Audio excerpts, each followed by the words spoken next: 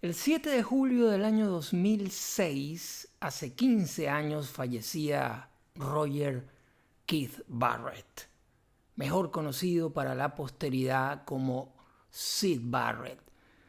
Habían pasado 35 años desde que comenzó ese largo periodo en el cual se mantuvo en una especie de limbo. Tras la grabación de sus dos únicos discos en solitario, que se publicaron en el año 70, y por supuesto luego de aquel increíble, muy efímero, pero trascendental periodo con Pink Floyd, la banda que fundó y que modeló tal cual su indómito talento. Hola, ¿qué tal? Yo soy Juan Carlos Ballesta. Estas son las crónicas calidoscópicas presentadas por revista La Dosis. Hoy dedicándonos al gran diamante loco de Syd Barrett. Pueden suscribirse aquí abajo y también revisar nuestras reseñas en revistaladosis.com relativas a la vida de Syd Barrett, a sus dos discos y al único que publicó con Pink Floyd con lujo de detalles y todos los audios. Adelante.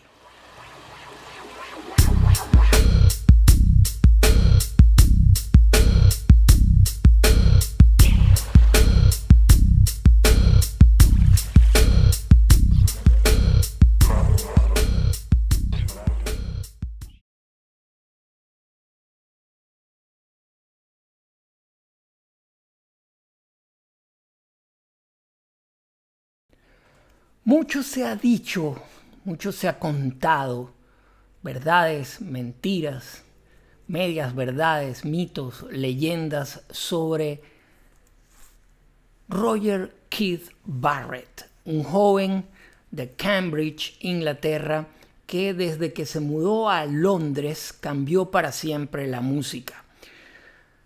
Desafortunadamente su historia es trágica. No murió en aquel momento como otros contemporáneos, Brian Jones, Jimi Hendrix, Janis Joplin o Jim Morrison, con los cuales compartía ese espíritu de aventura y de riesgo que cambió los parámetros, las premisas y creó paradigmas dentro de la música popular y en específico del rock. Syd Barrett, como lo llamaban sus amigos, vivió 60 años. Sin embargo, buena parte de su existencia la vivió en una especie de limbo, alejado totalmente de los focos del show business y evidentemente muy lejano a su legado. En el año 1965 creó una de las entidades musicales más trascendentales de la historia del rock, como lo es Pink Floyd. Creó un grupo junto a algunos de sus amigos que cambiaría para siempre la música y el rock en específico. El momento histórico en el cual Syd Barrett decidió cambiar, tocar la guitarra de una manera diferente y cambiar los parámetros de lo que para ese momento ya era una revolución, tendría consecuencias brutales para sí mismo.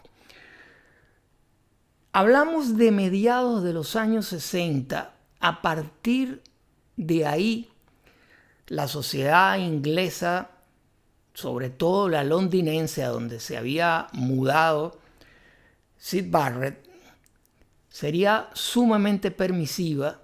Todo sería posible. Aquel nombre, aquella forma en la que se conoció a Londres de los años 60, de esa segunda mitad sobre todo, fue Swinging London. Eso indica lo libre, lo permisiva que fue la sociedad entonces, en la cual comenzó a circular el LSD, que para aquel momento era una droga que se había usado con fines medicinales, pero que todavía incluso no tenía una incidencia masiva en la juventud y por lo tanto no se conocía a ciencia cierta lo perjudicial que podía ser para la salud. Obviamente, Syd Barrett fue una de esas víctimas del consumo excesivo del LSD. Fue una paradoja, puesto que la vida de Syd Barrett en ese periodo arrojó algunas de las más aventuradas obras musicales de las que se tenga historia. Este disco, The Piper at the Gates of Dawn, que fue el disco debut de Pink Floyd, es sin duda alguna el pináculo de la psicodelia. Hablamos del año 1967, el mismo año en que los Beatles editaron Sgt. Pepper's Lonely Heart Club Band, y en el cual la gran mayoría de las agrupaciones y de los músicos que hacían vida, no solamente en Gran Bretaña, sino en Estados Unidos y otros países europeos, hicieron sus discos, tuvieron su periodo psicodélico, que en algunos casos se extendió un año más o incluso 2. Los Rolling Stones también tuvieron su etapa psicodélica. Y justamente los Rolling Stones eran uno de los grupos que había influido en el joven Syd Barrett. Para 1967, al principio de aquel año, Syd Barrett era una entidad creativa única, explosiva. Y a medida que fue pasando aquel año, se hizo cada vez más impredecible. Convirtió a Pink Floyd en la banda fundamental del underground londinense y poco a poco se transformó en la agrupación que todo el mundo quería ver.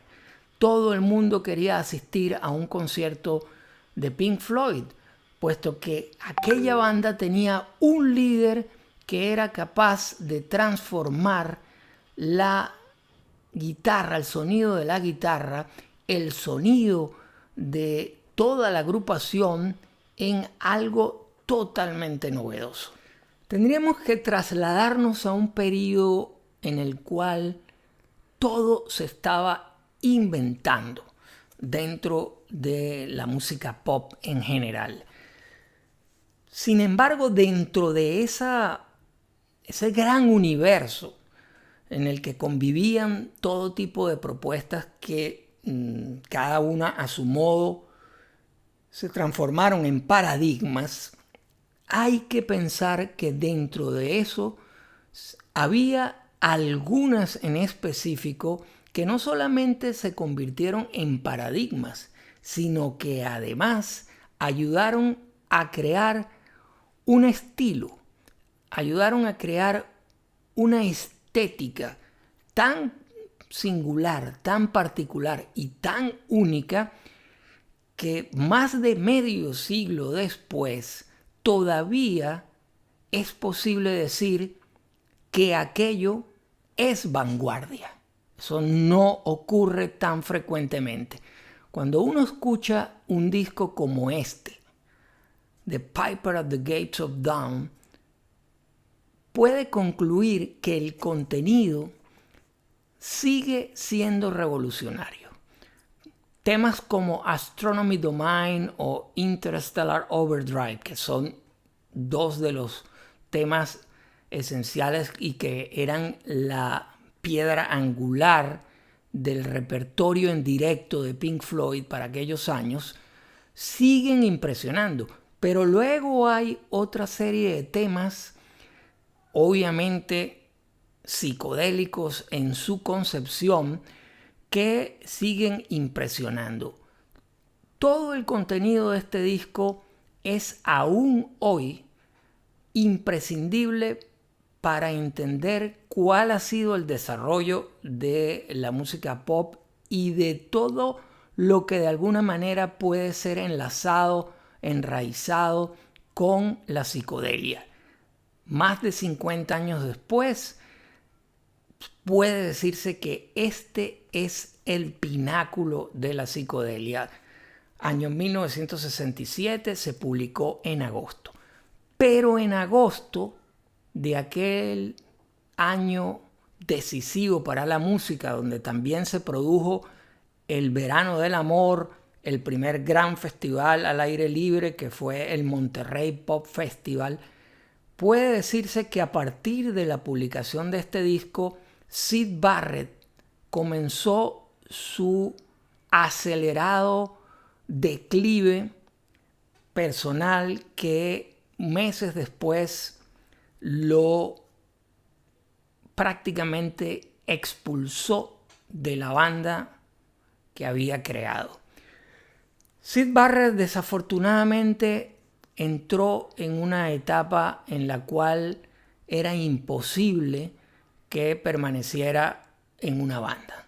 Sus compañeros hicieron lo posible para que permaneciera en el grupo, pero su permanencia se hacía inviable.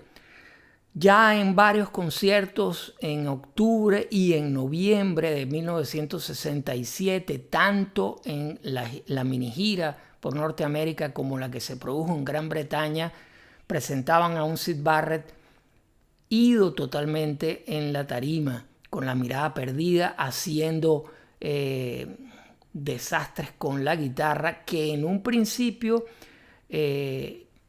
eran efectos que evidentemente él podía controlar, pero ya luego no. Su amigo de la infancia, David Gilmour, lo sustituyó en Pink Floyd y además lo ayudó a producir sus dos únicos discos en solitario, que son The Madcap Loves, un título que quizás indica lo que era ya Syd Barrett cuando ese disco salió a la venta en enero de 1970, el Loco Ríe, y ese mismo año salió el segundo, Barrett. En el primero, Gilmour fue ayudado por Roger Waters en la producción, aunque Gilmour toca el bajo y miembros de Soft Machine se encargan del resto de la instrumentación. Y en el segundo, en Barrett, fue Richard Wright, otro cofundador, el teclista de Pink Floyd, quien ayudó a Gilmour.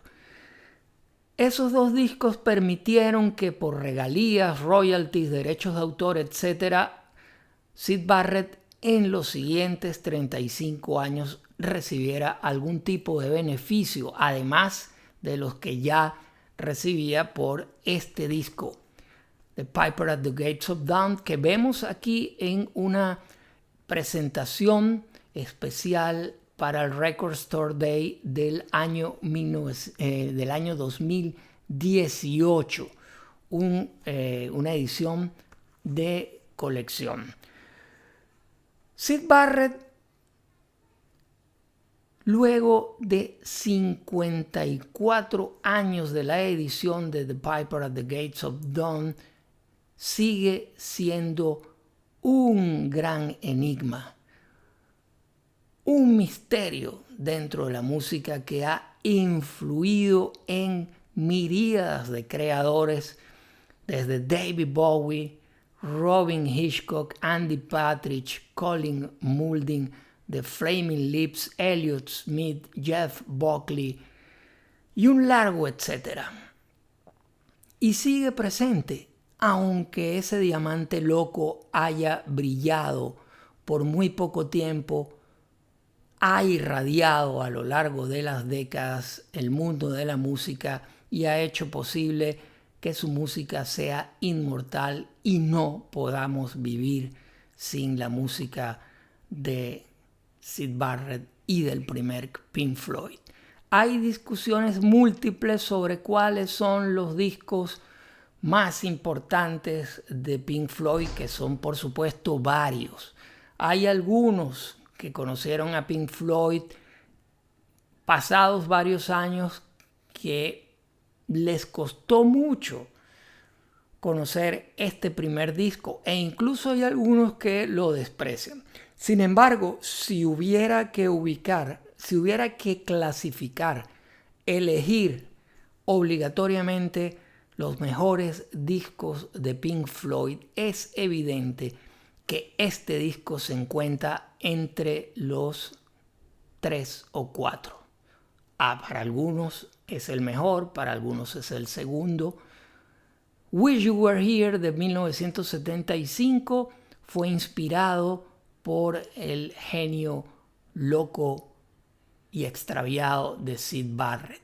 Aquella fue quizá la última aparición en un estudio que hizo Syd Barrett ante la sorpresa de sus ex compañeros de banda.